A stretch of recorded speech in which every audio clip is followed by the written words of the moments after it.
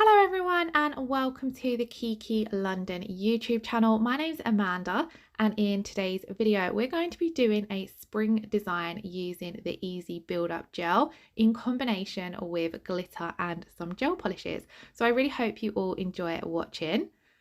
Now, in a few previous videos, I've showed you guys how I sculpt using the Easy Build Up gel, but I did have a request to do a set of nails using it with tips because I know that not everyone sculpts. So that's what we're going to be doing today. Now, for today's video, I'm going to be working on a silicone practice hand because I did already have a gel polish set on myself and I wasn't ready to take them off. And I just thought this would be an easy way to show you guys how I apply tips and how I apply the builder gel when I'm using tips. To be honest, it's very similar to sculpting. Now, to start off with, I have tips in that are going to act as the nail bed, and then I'm going to size up my extension tips and glue them on. Now, if you was doing this on a real person, so yourself or a client, you would need to prep all of the nails first of all. I will leave a link in the description box below to a prep video I have because I don't include any prep in this video because I'm not working on a real hand. But jump into applying the tips. So you need to size up your tips. I like to do this on all of the nails before sticking any of them down. Then I come in once I've got the correct size and apply some glue. Now you only want to use a tiny amount of nail glue right at the very tip of that tip, simply because you only want to apply the glue where the tip is going to be meeting the natural nail. So that contact area is just where you want to place a little bit of glue down. Now you really don't need a lot of nail glue because one, it dries quite quickly, and two, if you're using a good quality glue, it will be quite strong. So a little bit goes a long way. So as you can see here, I apply a tiny amount of glue and then I place it directly down onto that free edge of the nail, and I'm really applying pressure down at the center part of the tip. I rock it backwards and forwards ever so slightly just to make sure it's making good contact and that there's no air bubbles. And then I squeeze the sides of my tips just to make sure that they're adhered properly. Now on this nail, I'm just showing you guys an example of a too small tip. So as you could see, that nail tip did not reach from side to side. So what I've done is I've gone one size up and it happened to fit perfectly. It's always better to go slightly bigger with your tips rather than slightly smaller, because if you've got a too big tip, you can file the sides slightly to tailor it to your client's natural nail. But if you apply a too small tip, what's going to end up happening is it's going to put too much pressure on that natural nail and then it's eventually going to ping off or the nail is going to break down. Now that we have our tips applied, I'm going to cut these down to a more medium length, and I'm just doing this using some tip cutters. So you can see here when I'm trimming the nails down, I'm supporting that natural nail bed area just to make sure there's not too much pressure from cutting the tip. I'm also as well trying to cut those tips to all of the same size. However, it doesn't matter if they're not because you can correct this with your filing. Now, another thing I wanted to say, whenever I want to do a coffin nail, I actually find it easier to apply stiletto tips and then snip off the ends like we did here, because I find it gives you a perfect coffin shape with minimal filing. Next up, I'm coming in with the 180 grit side of my Kiki London file, and I'm just filing the sides of the nail tip and the very free edge. I'm filing the sides just to make sure they're completely flush with what would be the natural nail bed area. And then I like to file the tip of the nail just to make sure it's nice and sharp and crisp. Although I do end up doing finish filing anyway, I like to just work on a base that kind of replicates what I want the end result to be. So this is where I'll come in and I will take down any length on any of the nails that are too long. So as you can see, I'm comparing it with the previous nail I did just to try and get them as uniform in shape and length as possible. Now when I'm doing this, I only use the 180 grit side of my file because the tips file really easily. So it kind of feels a lot smoother to file them with the 180 grit side rather than the 100 grit side, because the 100 grit side is that bit coarser. Now, one thing to note when you're doing this step, you need to make sure you're protecting the natural nail and the skin around the natural nail from the file. So you can see here when I'm filing down the sidewalls, I'm making sure that my thumb and my fingers protect that skin around the nail and they act like a barrier between the file. So the file is hitting my thumb rather than hitting the skin, because it's very easy to catch your skin when you're doing this part with the file. And then I'm also being very careful that I don't hit the natural nail because there's no product on that yet, so we don't really want to be over filing it. Now that I'm happy with the length and shape of the tips, I'm going to blend these in ever so slightly. So what you want to do is take that 180 grit side of your nail file and just focus on, I like to mainly focus on the sides of the nail. So those wing bits where they stick up ever so slightly, you just want to blend over that slightly. You can see that I'm not taking my file over onto the natural nail bed. Then once I've blended that tip in a little bit, I'm going to come over and remove the shine from the rest of the tip.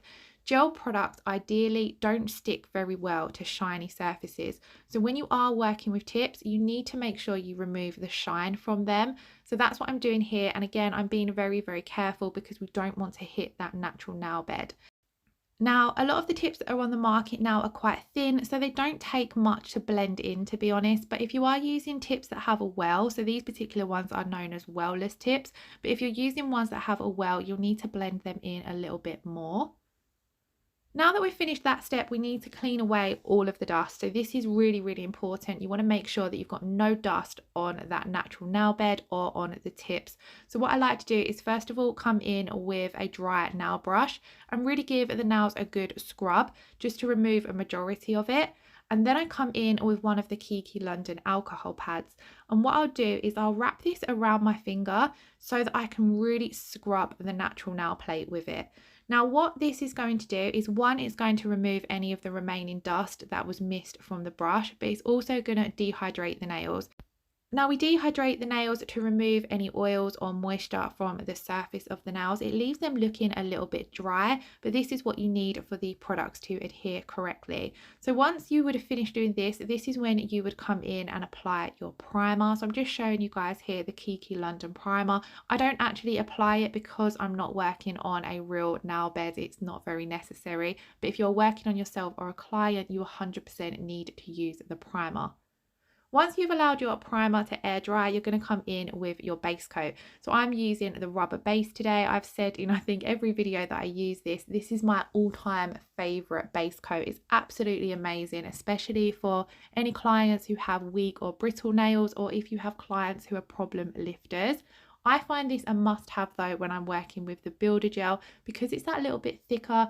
I just feel as though it's giving my builder gel a really good base to go down on. Now, when I'm doing the rubber base coat and I'm working with tips, I don't necessarily take the rubber base coat all the way over the tips. I just apply it to the natural nail.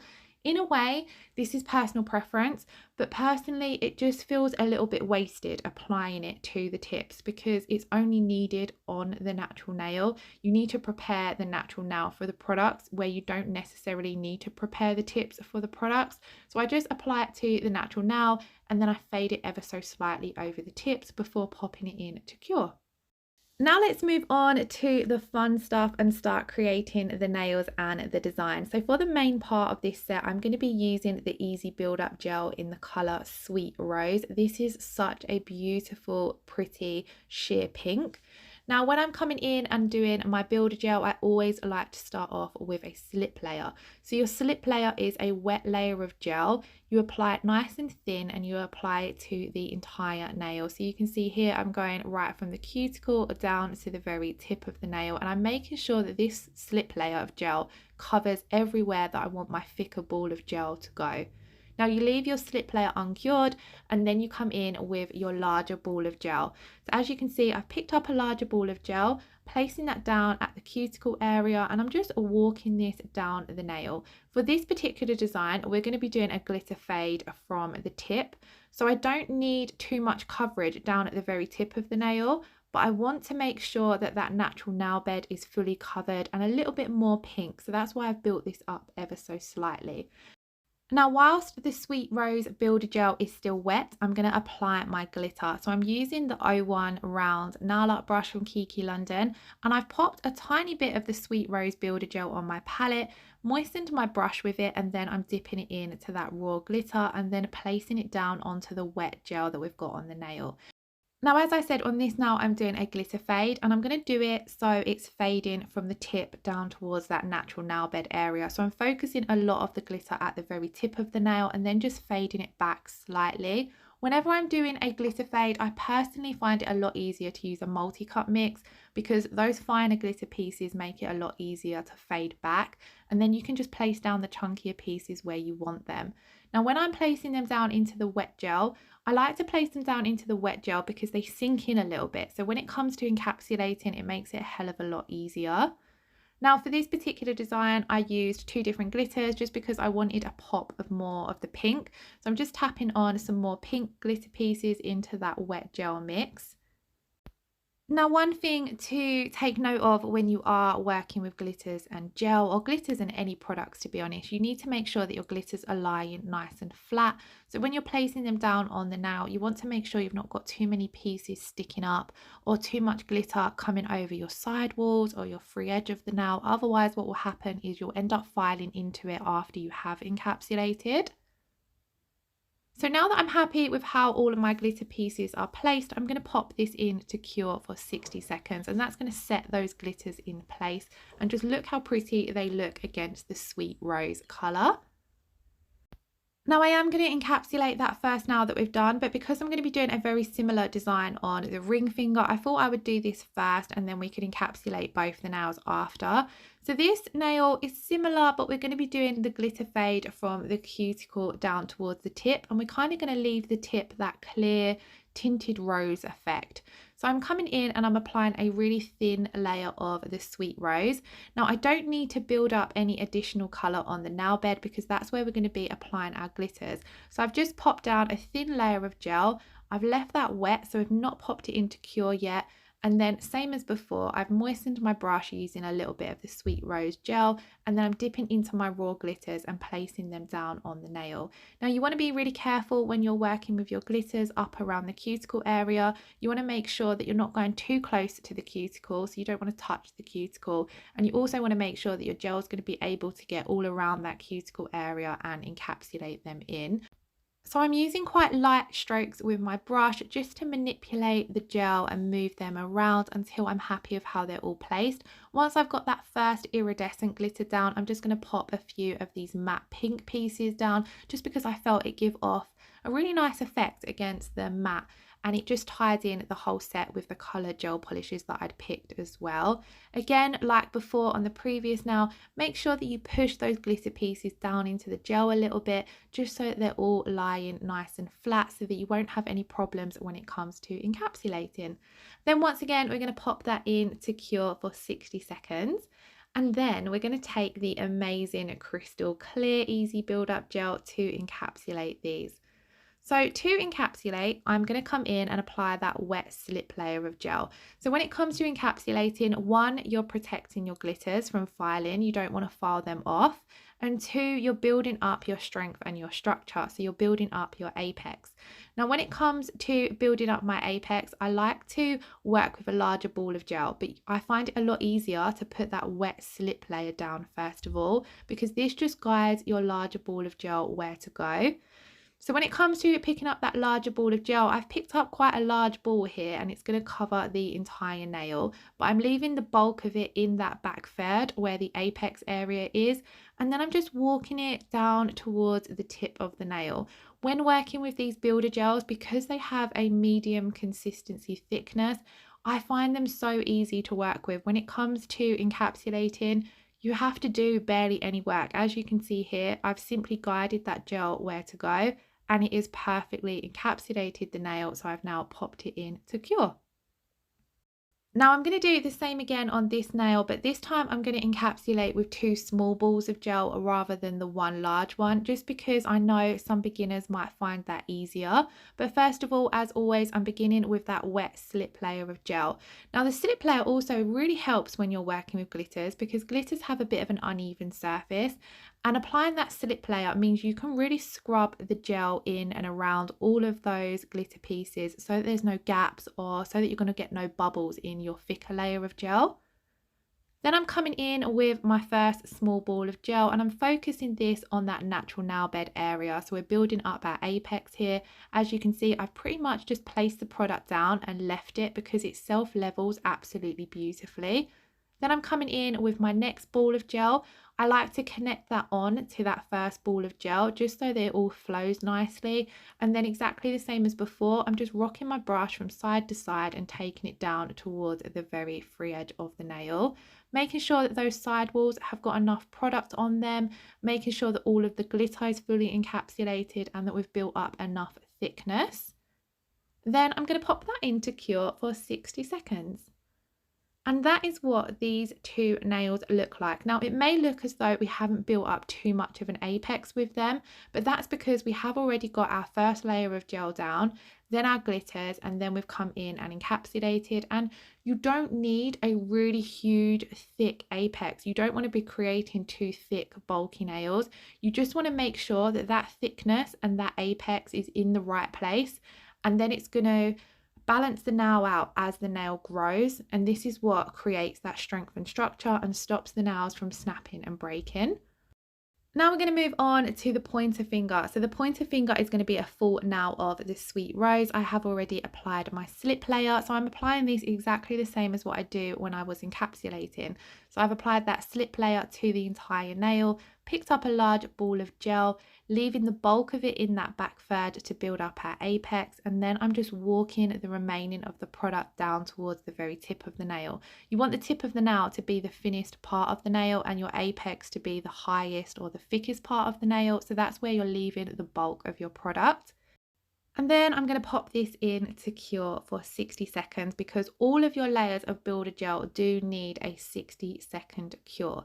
So here I'm just showing you guys what the nail looked like from the side view, and in my opinion it looked too thin up in the apex area. So I'm going to come in and build the nail up a little bit more.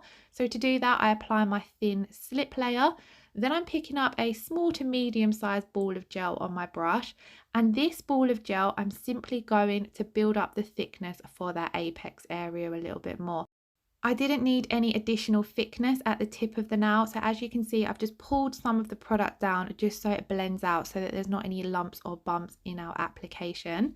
Then I did do exactly the same on the little finger, and we're now ready to move on to the next step, which is going to be filing. Now before filing, you do need to make sure you remove the tacky inhibition layer from your builder gels. So I'm taking another one of those Kiki London alcohol wipes and just wiping over the entire surface of the nail.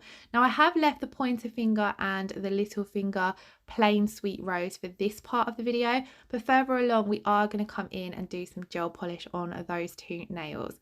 But for now, let's talk about filing. So I'm coming in with my Kiki London file. I personally find that the easy build-up gels file really easily. So when I'm filing, I only use the 180 grit side of my file, just because one, like I said, it files really easy. So it's quite easy to overfile and remove too much product.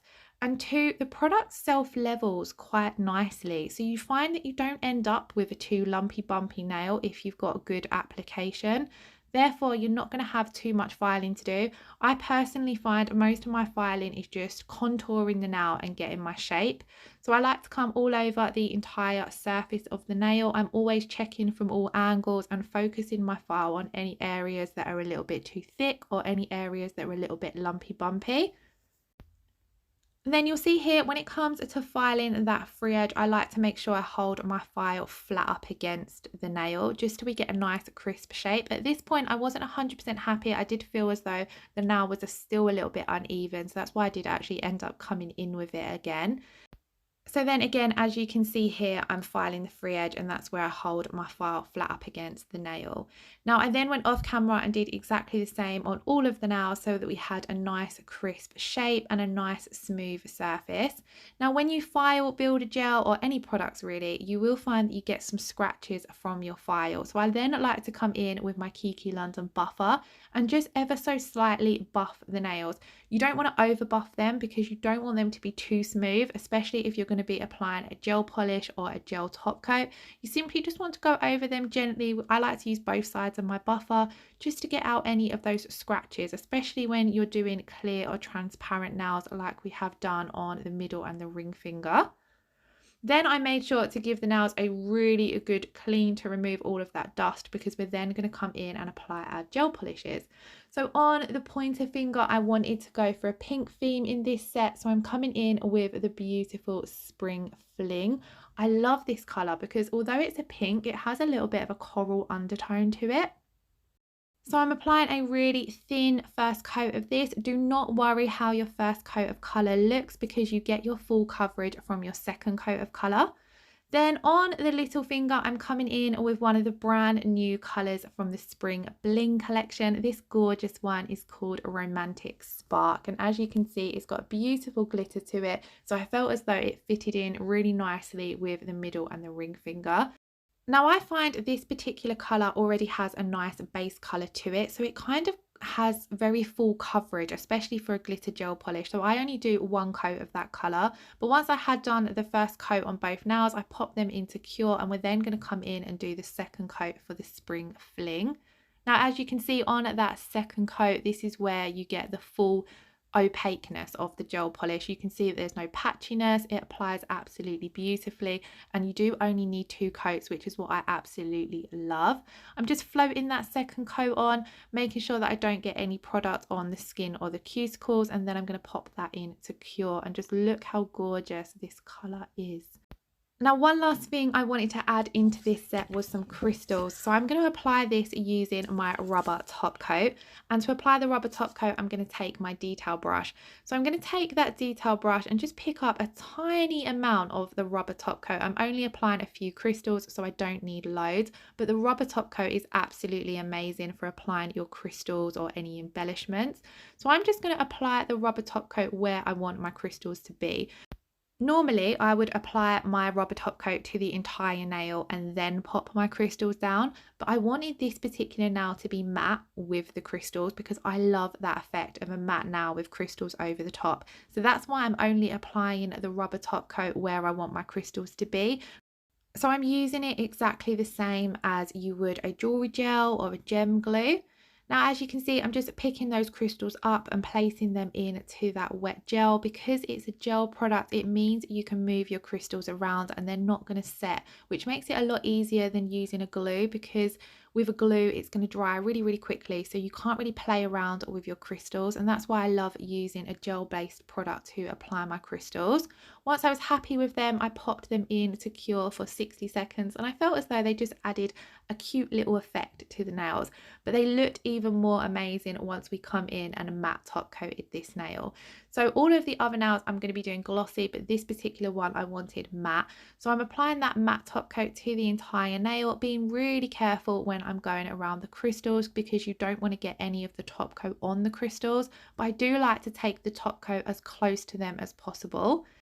So the remaining nails are going to be glossy, and for those I'm going to be using the Kiki London No Wipe top coat. I love this top coat. It's the shiniest top coat ever, so it's amazing when you are doing any of these glass transparent effect nails, because the clarity to it is just beautiful. So I'm applying a thin layer of this to all of the nails. As always with all of your products, you need to be really careful that you don't get any on the skin or the cuticle area, because you don't want to cause a lift-in. You also want to make sure that you're not applying a too thick layer of your gels. So I'm keeping this nice and thin. You see that I brush over the nail a couple of times. I like to do this just to make sure that my product is applied nice and evenly. And then I'm going to pop these nails in to Cure for 30 seconds, and we're then ready to look at the final result. So I absolutely loved how these turned out. I thought they were a really pretty set of spring nails, but they're also really salon friendly to do. So do let me know in the comments below what you thought of this set. And of course, if you did enjoy the video, please do give it a thumbs up. If you're not already subscribed, I would absolutely love it if you did. Thank you all so much for watching. Take care. Lots of love. Bye bye.